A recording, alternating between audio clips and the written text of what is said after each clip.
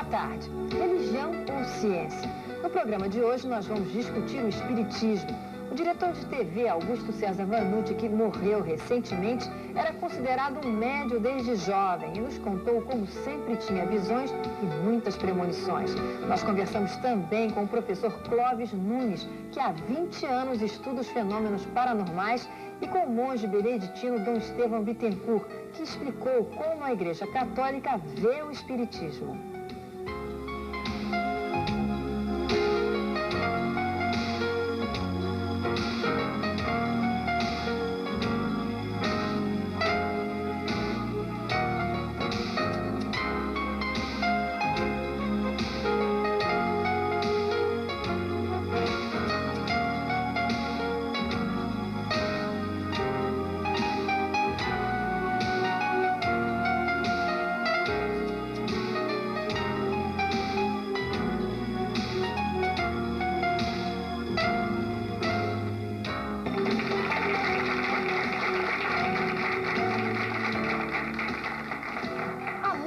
Confusão a respeito do que seja o espiritismo. Para muitos é uma religião, para outros uma ciência. E muitos adeptos do espiritismo acreditam que tem poderes paranormais. São vários os tipos de paranormalidades.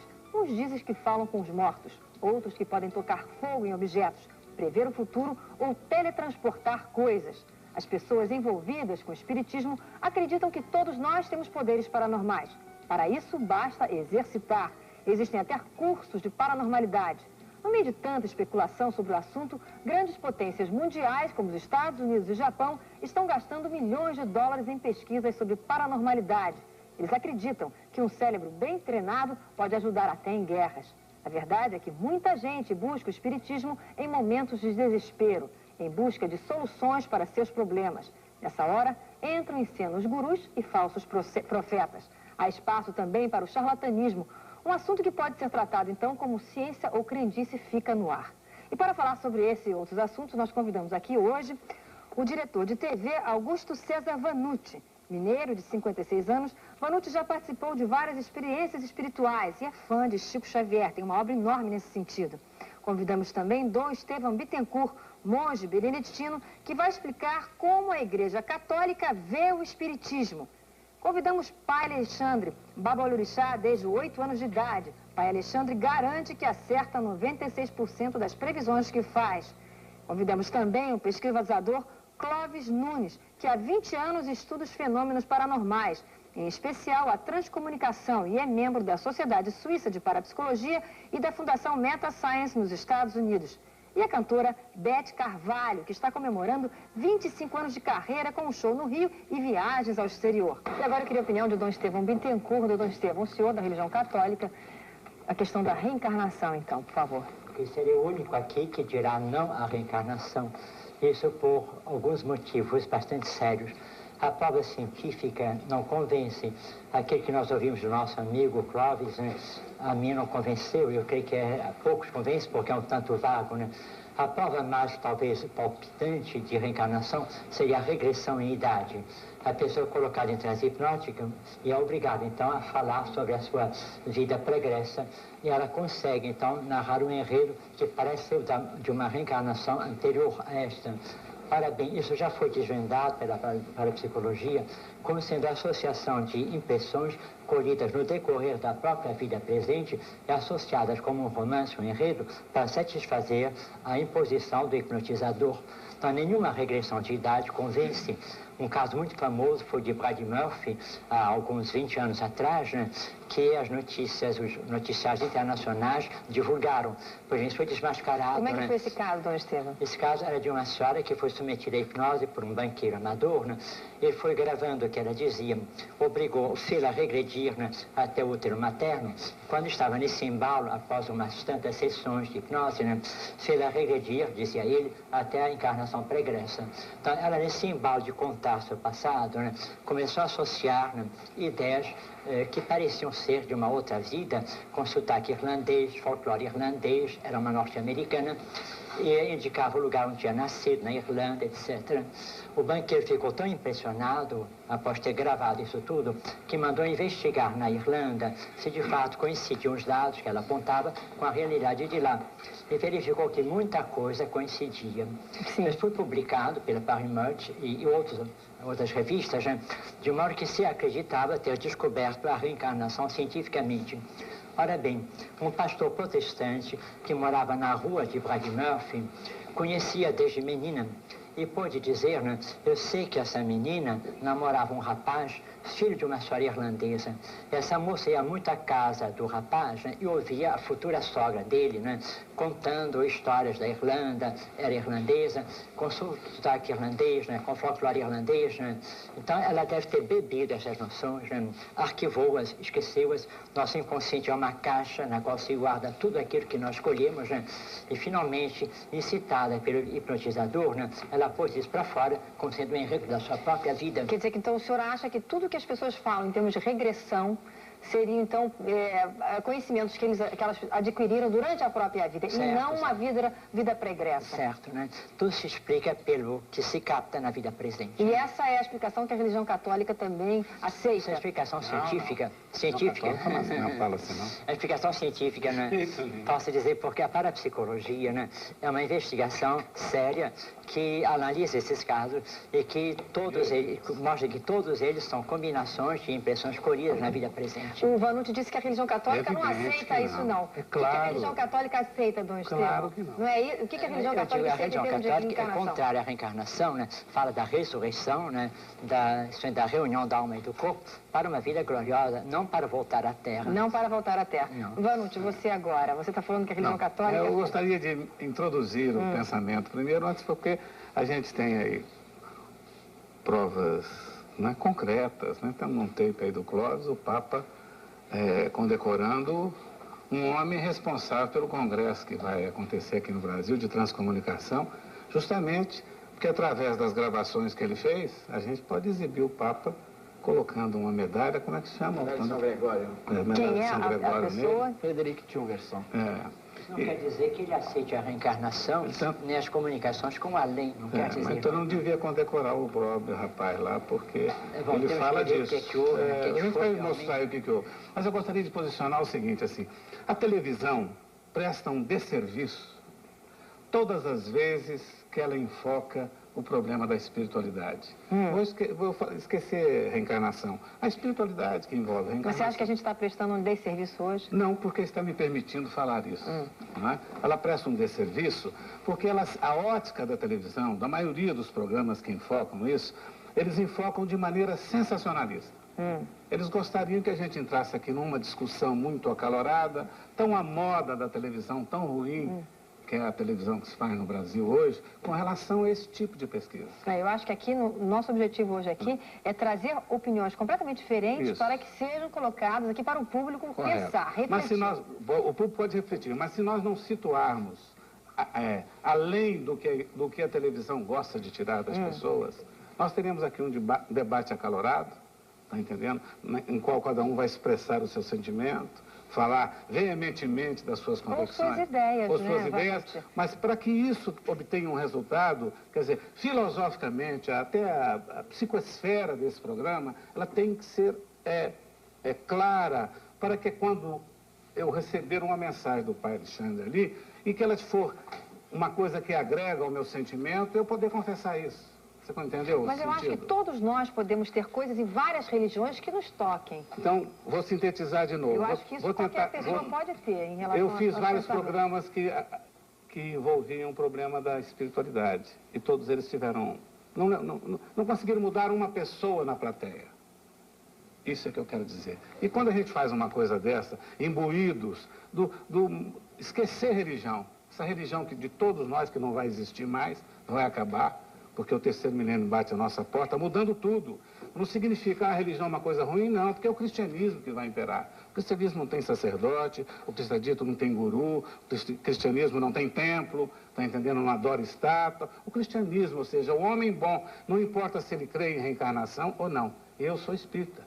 Mas eu acredito que o espiritismo também deixa de existir com o advento do terceiro milênio. Nós vamos ter que ir para o intervalo, mas eu vou voltar com você continuando a falar. Mas eu queria só dizer uma coisa antes do intervalo. É o seguinte, a minha pergunta é o seguinte, para falar sobre reencarnação.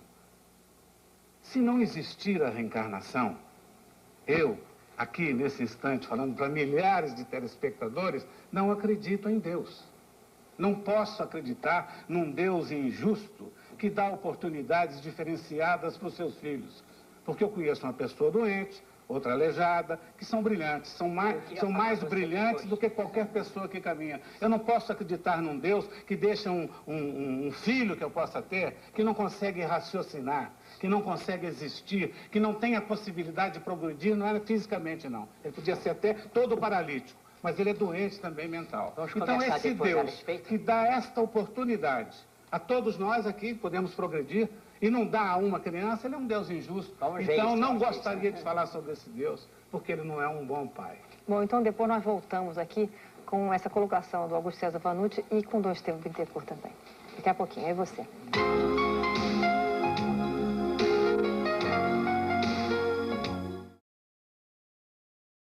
Aqui, já voltamos agora, gente. O negócio é o seguinte, ninguém parou de conversar aqui sobre esse assunto, o Vanucci acabou, o público aqui estava se manifestando, mas eu volto para você, Vanucci. Você estava falando que um Deus assim seria um Deus extremamente injusto, porque daria oportunidades muito diferentes para os seus filhos. Eu repito agora, plena convicção, como um cristão que eu sou, independente de religião, porque a religião só tem atrapalhado os homens através dos tempos. Eu sou espírita, tem sido nefasta, porque ela tem sido sócia das grandes guerras, ela tem sido sócia do capitalismo famigerado. Eu estou atacando a minha religião. Sócia do capitalismo famigerado. Eu estou falando do homem cristão, do homem que ama o seu semelhante. Mas esse homem cristão não está em todas as religiões, Vanucci? Não está. Não, Vanucci? Não. Porque o cristianismo independe de religião. Você nunca viu nada... Em todas as religiões. Você lê o evangelho, lá você nunca viu Jesus dizer, porque o templo, ele diz assim, o templo é o interior. Porque eu adorei, não tem... Não tem guru, não tem apóstolo, não tem nada disso. Tem o ser humano. O homem mais importante que está aqui pode ser o mais humilde, não acreditar em nada, mas ele é um homem que respeita o ser humano. Mas vem cá, o Dom Estevão, todo o tempo que você está falando, ele está dizendo que não é assim, que você está atacando. Mas essa religiosidade que você está falando, esse sentido cristão, volto a dizer, não existe em todas as religiões. É evidente que não. As religiões têm sido o exercício do mando, da dominação, da força. As religiões abençoam as guerras. Está falando da instituição, não diga isso. Dos preceitos que regem, quer dizer, do amor, de amar o Deus, de amar o próximo. O Cristo é diferente, ele se torna diferente. O Cristo é diferente das religiões, porque a filosofia do Cristo é a prática do dia a dia. E não houve prática até agora? Não, é evidente que houve. Existem pessoas maravilhosas. Na Igreja Católica, um Dom Helder Câmara. No Espiritismo, um Chico Xavier. Uma Irmã Dulce. Existem pessoas maravilhosas. A Umbanda presta um socorro maravilhosa. Uma Teresa de Calcutá. Pessoas que a gente venera e admira. Mas, na verdade, o que eu estou falando é outra coisa. Porque eu não estou falando sobre religião. Estou falando assim, o homem cristão... O homem não. Das instituições. O homem cristão independe de religião. Ponto. Isso é a primeira colocação. Segunda, a reencarnação que nós estamos tratando aqui. Como é que alguém pode, na verdade, respeitar um pai? Esse Deus eu não quero para mim. Porque ele não dá oportunidade igual aos seus filhos. Eu nasci em Uberaba, perto do Chico Xavier. Tive uma família normal, pude me educar decentemente. Como é que uma pessoa que nasce aqui nessa miséria humana, num país que é o Brasil, que se diz país cristão, que a gente olha com indiferença para o sofrimento e para a angústia, como é que um garoto que nasce lá, a gente vê aí na televisão, que a televisão agora expõe o câncer do mundo de 2 em 2 segundos, uma criança, sabe, doente do cérebro, não pode raciocinar, não pode se alimentar. Quer dizer, se esse meu pai, esse Deus que eu acredito que existe, não me passar a reencarnação ou uma coisa de esperança, eu não posso acreditar. Você acha que fica tudo sem sentido? Sem sentido a vida. Vinde a mim, pobres pequeninos, todos metralhados, aparece morto dentro do Rio de Janeiro. Cadê essa frase? Vamos explicar isso aí. Dom Estevão, o senhor estava querendo por colocar a colocação da primeiro, você está avaliando a felicidade segundo conceitos materiais, saúde, bem-estar, etc. Você dizia mesmo que o menor daqui da sala pode ser o mais rico, o mais belo, o mais sadio, o mais importante, né? Então você mesmo vê que a felicidade não está em saúde, dinheiro, em posses. E raciocinar, raciocinar, sim. Uma pessoa pode ser... O homem mais importante que eu conheci era um paralítico, ficava doente, as pessoas iam lá e davam conselho ao presidente da República, que eu vi. Sim. E não tem nada, estou falando raciocinar, um débil mental que não raciocina, ele não teve a mesma oportunidade que os meus filhos, sabe, conquistaram. Você acha que o raciocínio seria assim... Ué, eu podia saber quem é Deus, por que eu nasci, quem sou eu, quem é minha mãe, quem é meu pai, o que eu estou fazendo nesse mundo, o que é o nosso planeta, qual a razão de estarmos aqui. Se a pessoa não puder perguntar e se obter respostas, ele não vive. Vamos tentar responder, né? Então, é o seguinte, né? O que faz uma pessoa nascer aleijada são as leis da genética, né? Então, o genótipo se combina mal e nasce alguém deformado, né?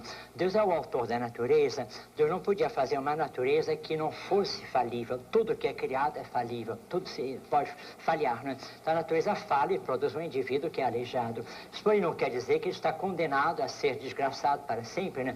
Porque dentro de uma pessoa aleijada pode haver uma riqueza, talvez mais riqueza ainda do que dentro de uma pessoa sadia, prepotente, mandona. Então, não vamos medir a felicidade, o valor de alguém pelo ter, e sim muito mais pelo ser, né? Eu não estou falando por ter, não.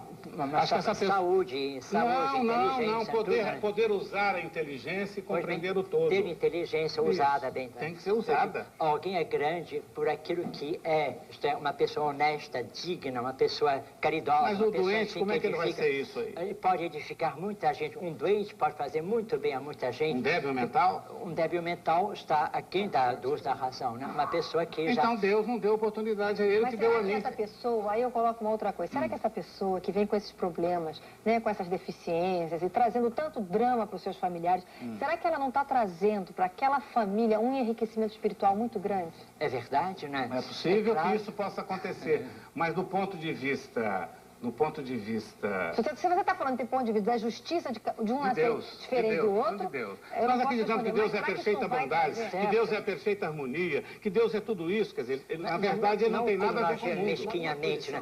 Deus tem uma visão muito mais ampla do que a nossa. O senhor quer dizer que Deus não vai interferir nesse lado humano, quer dizer, da nossa saúde? Humano e espiritual. Porque as causas naturais é que influem na saúde, na doença da pessoa. Mas Deus não está presente nem até nessas causas naturais? Está presente. Agora, uma seca, uma enchente, um incêndio, são coisas naturais, né? Deus... Mas não tem a mão de Deus aí também? Santo Agostinho dizia o seguinte, Deus nunca permitiria o mal que as criaturas cometem se não soubesse tirar dos males maiores bens ainda. Então Deus permite que as criaturas ajam, né? As racionais e irracionais, mas nunca permitiria o mal se não soubesse, em sua sabedoria e grandeza, tirar do mal bens ainda maiores. Quer dizer que a gente tem que entender que mesmo o crime pior que aconteça, mais hediondo, tem seu lugar as piores tragédias, tem um lugar no mundo que vai fazer algum tipo de bem. Perdão, mas isso é uma escapada do meu raciocínio. Isso aí não vale. Estou falando de duas coisas distintas. Uma, se o pai é perfeito, o pai dá oportunidade igual a todos os seus filhos, desde que agora fosse o ponto de partida. Mas não é. Nós somos almas imortais, cidadãos nascidos do cosmos. Nós nascemos milhares de vezes, milhões de vezes, tantas quantas forem as vezes necessárias para a nossa evolução. Você sabe se quantas vezes nasceu? Eu sei. Quantas vezes? Sei, muitas vezes. E alguma delas eu sei. Alguma das minhas reencarnações eu sei. Você já fez a regressão? Já passei, não. Sem querer, não procurei, não. Fui a Roma, fui a Pompeia, estava gravando um programa da Beth Faria, tirei 3 dias, entrei em Pompeia, me senti estranho dentro de Pompeia, Herculano, aquela cidade debaixo de Nápoles, caminhei por ali. Quando eu cheguei ali, com uma sensação estranha, falei, na esquerda, Templo de Júpiter.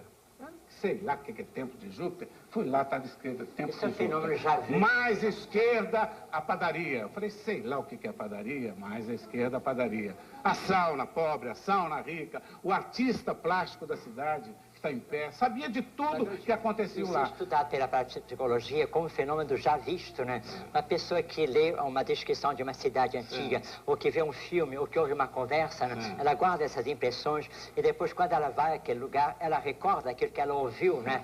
Em conversa, ou que leu, né?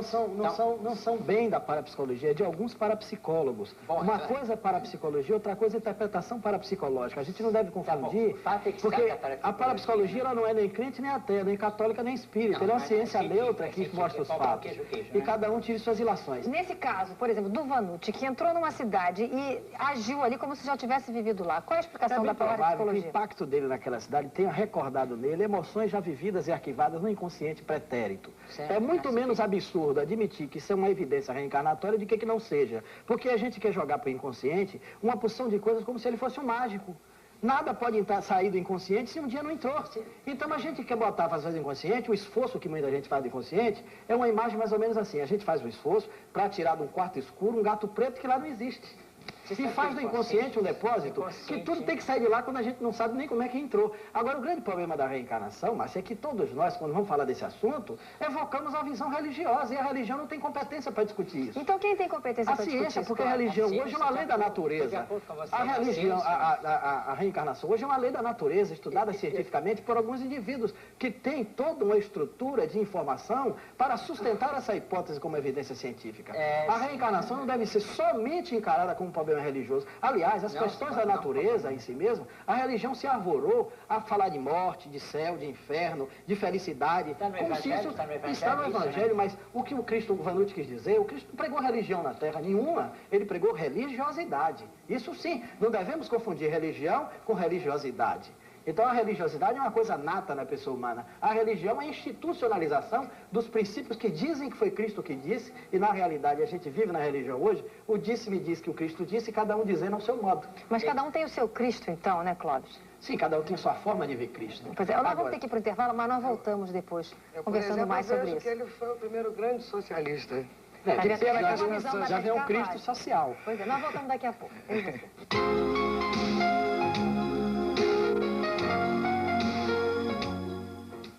Nós recebemos algumas perguntas aqui. Nós recebemos de Ana Pampulha, de Belém do Pará, perguntando o que você teria a dizer, Vanucci, inclusive sobre o que está escrito na Bíblia, Hebreus capítulo 9, versículo 25. Cada pessoa tem de morrer uma só vez e depois ser julgada por Deus.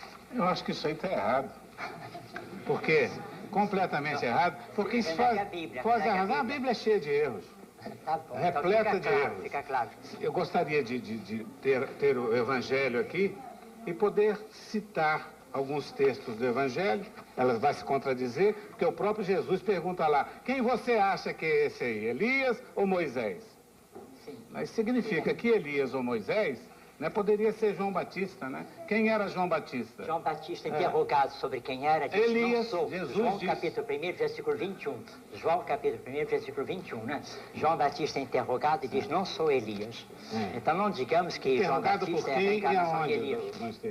No Evangelho não tem uma resposta do João Batista. Tem, ele tinha João morrido. capítulo 1, versículo 21. João Batista tinha cortado a cabeça dele. Não, tá? ele é interrogado pelos fariseus e responde, não sou Elias. O Está no Jesus Evangelho. Então Jesus cometeu erro.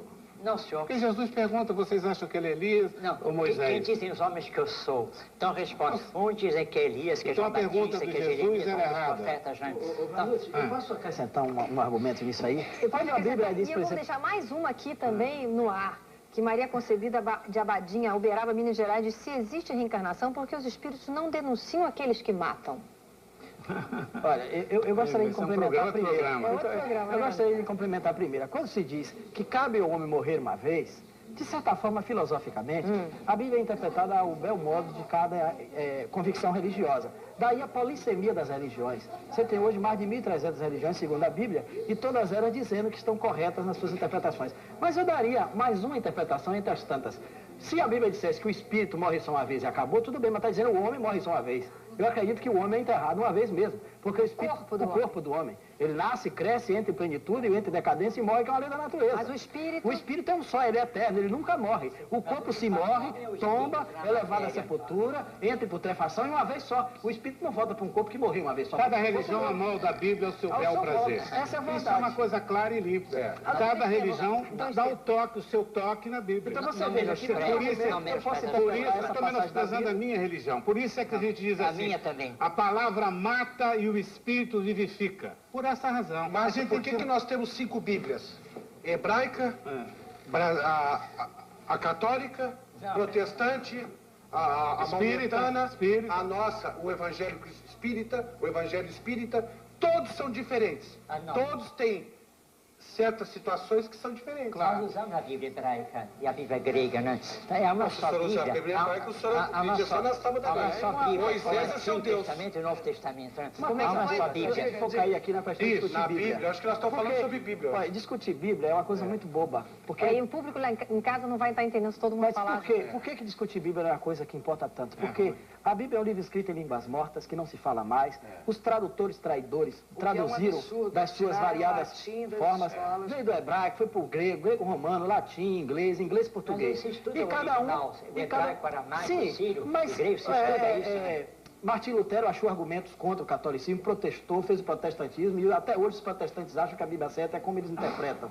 Então, Jesus não escreveu nada. Tudo que está ali disseram o que ele disse. 2 dos apóstolos não conheceram Jesus, Marcos e Lucas escreveram sobre a Bíblia, mais de 100 anos depois que Jesus foi sepultado. Aliás, essa linguagem da Bíblia... Então é uma linguagem metafórica, essa linguagem que é muito metafórica, isso não leva realmente as pessoas, às vezes, a acharem que tudo ali, então, é uma fábula? Mas nem tudo é metáfora na Bíblia. A coisa já tomar ao pé da letra, nós temos que estudar os gêneros literários da Bíblia.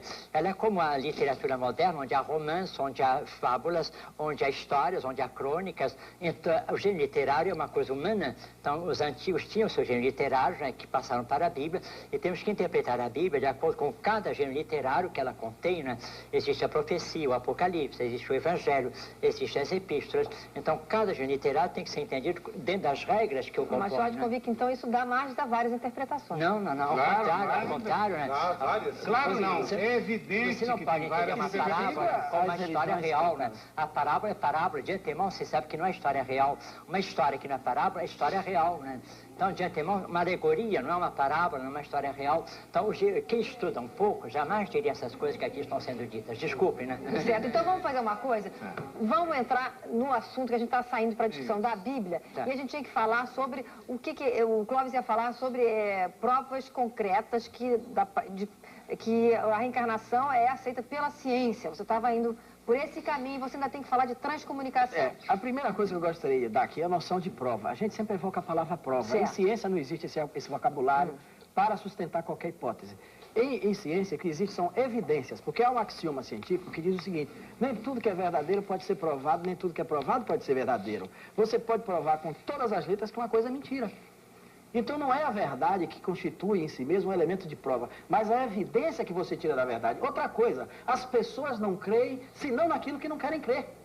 Porque prova não convence todo mundo, porque se prova convencesse, médico não fumava, porque ele sabe que cigarro dá câncer. E é isso que você então, pode com a o indivíduo pode estar diante da prova da reencarnação e a imaturidade psicológica dele ser reduzida para entender o fenômeno, como Louis Pasteur viu o micróbio e chamou um colega médico, ele botou o olho no microscópio e disse: não adianta, Pasteur, eu estou vendo, mas não acredito. Ele viu a prova nos seus olhos. Até hoje tem gente que não acredita que o homem foi à Lua. Tem muita gente que não crê. Então não é a prova em si mesmo, é a evidência que você tira da prova. Aliás, a evidência que constitui os elementos para se constituir a prova. Aí é diferente. A evidência cria os elementos para a probabilidade. Agora, em ciência hoje, existem várias evidências da reencarnação. Quem é que diz que a maior evidência da reencarnação é a regressão de memória? Muito pelo contrário. A regressão de memória não é uma evidência só. A maior evidência são as lembranças espontâneas em crianças, que não tinham, às vezes, nenhum conhecimento cultural no seu meio de habitar, e disseram coisas que até os livros da história seriam difíceis ao acesso deles. Você pode citar um caso? Em muitos casos. O Dr. Ian Stevenson catalogou quase 2.000 casos.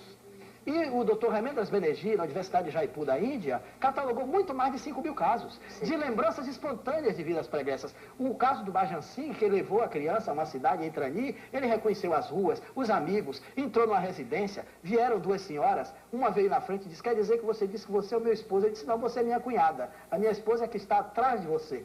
Qual é a prova que você tem que eu sou sua mulher? Ele perguntou. O menino tinha 8 anos. Você quer uma prova pública ou particular? Ela disse particular. Entraram num quarto, de repente ela saiu e disse, não tenho dúvida. Esse desgraçado é a alma do meu marido mesmo. Clóvis, você que deu fala dados de ciência, específicos. Você tem que ter a evidência daquilo então, que conta. Então são casos registrados. Não, esses casos não não são valem. hipóteses Contados assim, de modo geral, isso não vale. Todo caso tem que ser comprovado. Você tem que trazer os documentos que provam esses casos. Sim, mas aqui não é um programa para reservar documentações. Aqui estão pessoas idôneas. Eu estive na Índia recentemente, conheço as obras do Dr. Remendras Banerjee, está traduzida em vários idiomas, incluindo no português. Você sabe de um axioma grego antigo que diz, vulgus vult descipi, o povo quer ser enganado. Enganar é uma coisa gostosa. Então, contar histórias é uma coisa muito interessante, muito gostosa, muito atraente, mas é falso, né? O povo quer ser enganado, a massa quer ser enganada. Mas então o senhor está dizendo que nós estamos aqui tentando enganar o povo só porque nós defendemos a hipótese da reencarnação? E quem sabe que aqueles que negaram a reencarnação não sempre enganaram os povos? Porque se as grandes religiões dominantes dizem que reencarnação existe, muito tapete tem que ser tirado. As religiões não têm interesse que os rebanhos se esclareçam, porque toda religião que tem rebanho tem pastor, e não tendo rebanho não tem os pastores. A instituição vai à decarrota. Esse é o grande problema. E não é heterogêneo, isso é uma realidade social do nosso tempo. Por que a religião está cada vez mais desacreditada? Porque falta religião. Eu vou ter que te interromper pelo seguinte, razão. Porque nós temos que mostrar o que você veio falar, que é a transcomunicação, senão não vai dar tempo. E nós falamos para o público que você vinha falar sobre isso.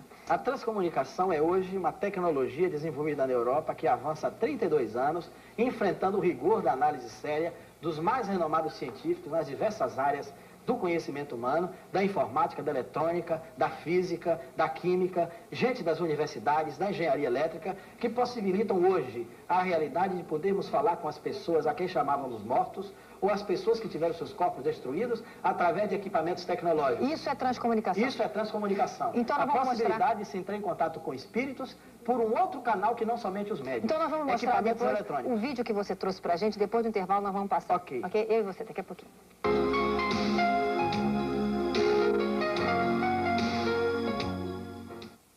Rádio amador, telefone e gravadores são utilizados em larga escala, não só na Europa, mas em diversas partes do mundo, para poder fazer contato com pessoas falecidas, ou aquelas pessoas que tiveram seus corpos destruídos e que nós tínhamos a impressão que elas se destruíram junto com a mesma substância biológica.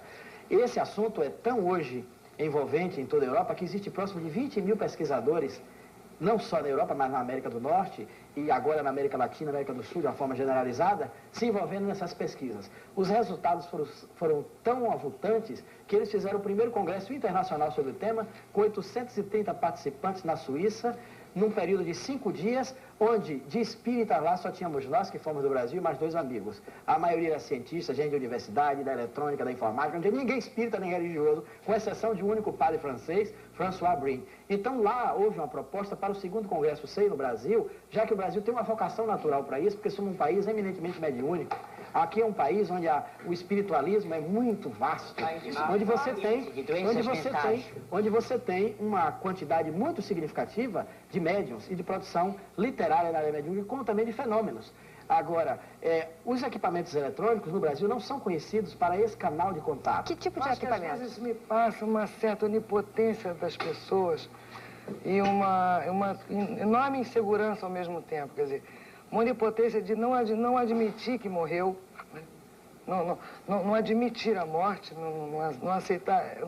Engraçado, o Espiritismo fala da aceitação da morte, mas ao mesmo tempo não me parece que aceita, não, porque fica o tempo inteiro querendo mexer com os falecidos, quer dizer, uma coisa meio onipotente, você não acha, não? Não, eu não acho. Nada a ver com religião. Não, mas é uma coisa... A grande coisa da transcomunicação é que as pessoas envolvidas. Eu acho que é mais uma historinha religiosas. que está sendo contada, de repente. Não, isso entendeu? Não é isso. Não tem nada disso.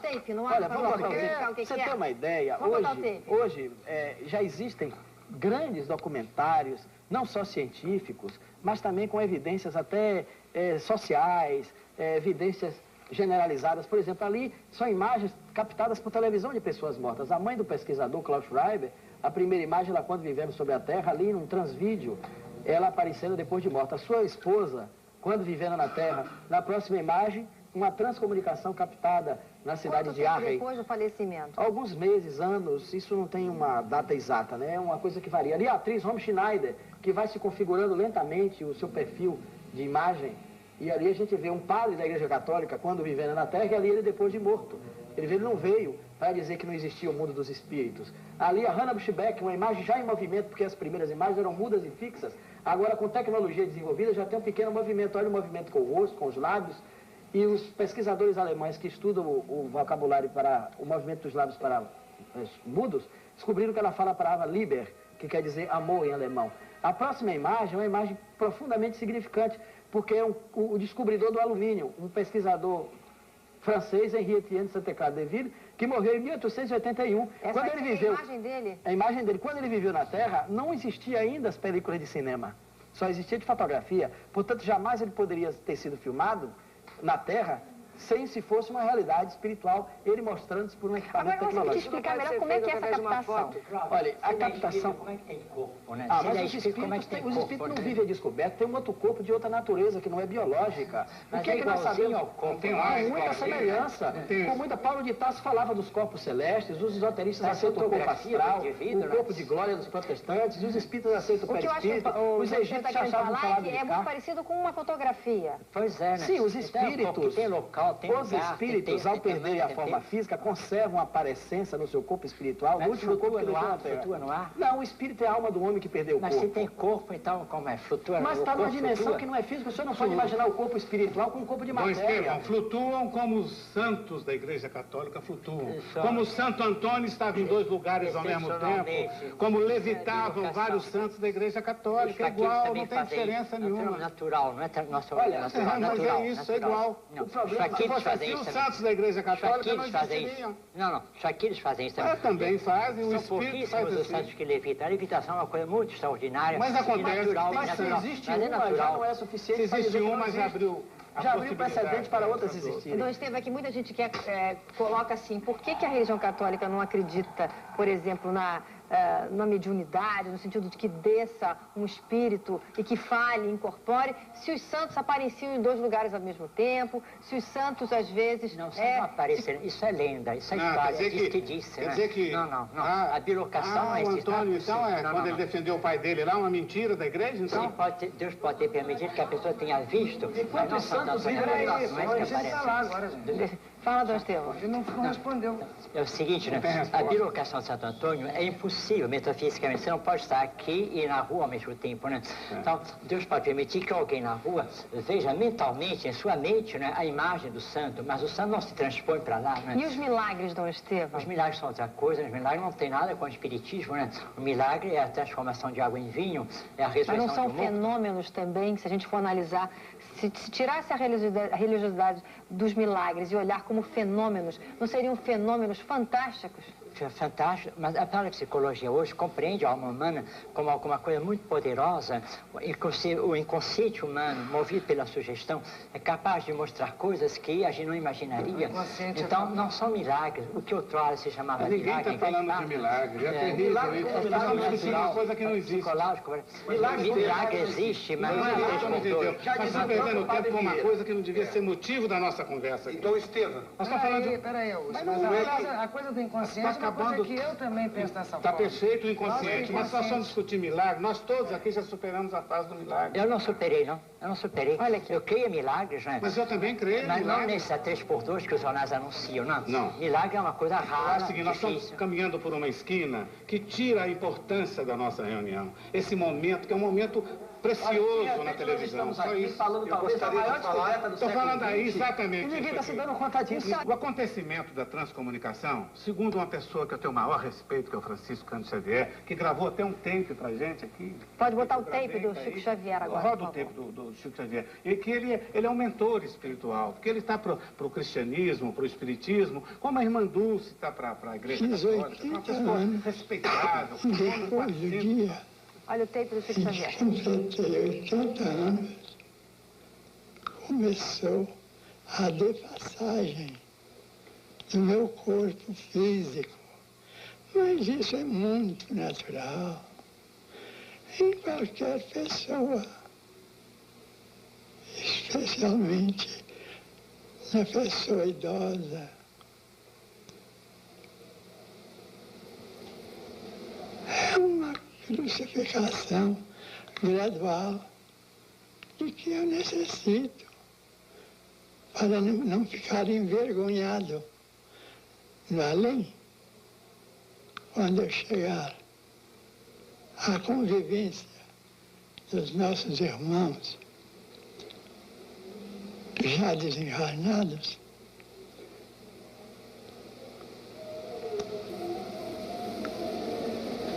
Eu quero não sentir vergonha de nunca ter sofrido, mas para mim isso não é sofrimento.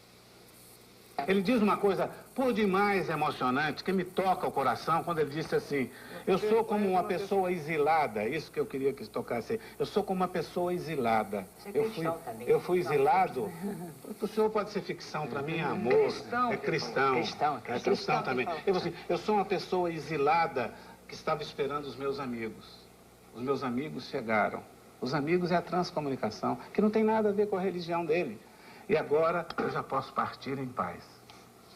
Essa é a mensagem que ele passa para o Congresso. Porque, segundo o próprio Chico Xavier, é mais importante do que a descida do homem na Lua, a transcomunicação.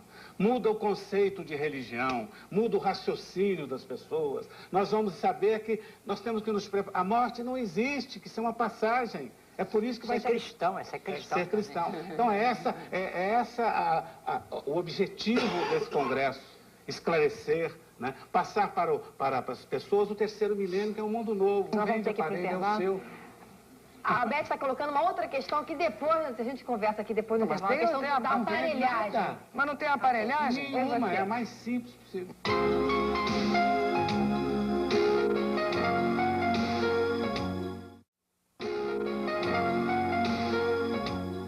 E agora eu vou conversar com a Sueli Aparecida de Farina. Ela é psicoterapeuta, mora aqui em Santa Teresa. Como vai, Sueli? Tudo bem, Márcia. Sueli, você então acredita em reencarnação? Acredito, sim. E tenho, através do Vanucci, recebi uma mensagem psicografada na peça Além da Vida, a qual eu estava para tentar o suicídio. E por essa mensagem, ela conseguiu contato com a minha avó. E, vamos dizer assim, eu não tentei e hoje eu sou uma pessoa que acredita em reencarnação, acredita no espiritismo e fico muito feliz em vê-lo, porque foi uma pessoa que vamos dizer assim, me ajudou. Eu não o conhecia, eu nunca tinha tido contato com ele e eu recebi essa mensagem através do Augusto César Vanucci. A mensagem da minha avó, falecida há mais de 20 anos, a minha avó paterna, em grande aflição e me auxiliando através dessa mensagem. Quer dizer, ela disse coisas que só ela poderia saber para dizer para você? Só ela que poderia saber coisas da minha vida, o que estava se passando, o porquê da minha depressão, o porquê que eu estava naquela crise, que jamais ele poderia saber, porque eu não conhecia, eu nunca tive nenhum contato assim, não conhecia o Augusto César Vanucci. Inclusive, ele recebeu a minha avó também no centro, em Gramacho, onde eu tive a certeza, através de dados que ela colocou, coisas da minha infância, que ele não poderia saber, coisas da minha infância. Coisas assim, até de brinquedos, de bonecos, que eu colocava em dúvida, porque eu estava muito assim desesperada, então eu queria ter certeza de tudo que estava se passando. E realmente eu tenho certeza hoje, era minha avó, através do Augusto César Vanucci, eu tive essa comprovação. Muito obrigada pelo seu depoimento aqui. Eu agradeço a vocês todos. Tá bom? Uma boa noite. Uma boa noite para você. Obrigada. Eu quero então agradecer as presenças dos nossos convidados, Augusto César Vanucci, do monge beneditino Dom Estevão Bittencourt, do Babalorixá Pai Alexandre de Ogum, do pesquisador Clóvis Nunes e da nossa querida cantora Beth Carvalho. E amanhã estou esperando por você, aqui de novo, eu e você.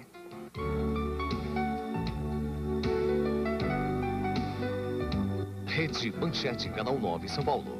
Clodovil abre o jogo, hoje, 10h30 da noite.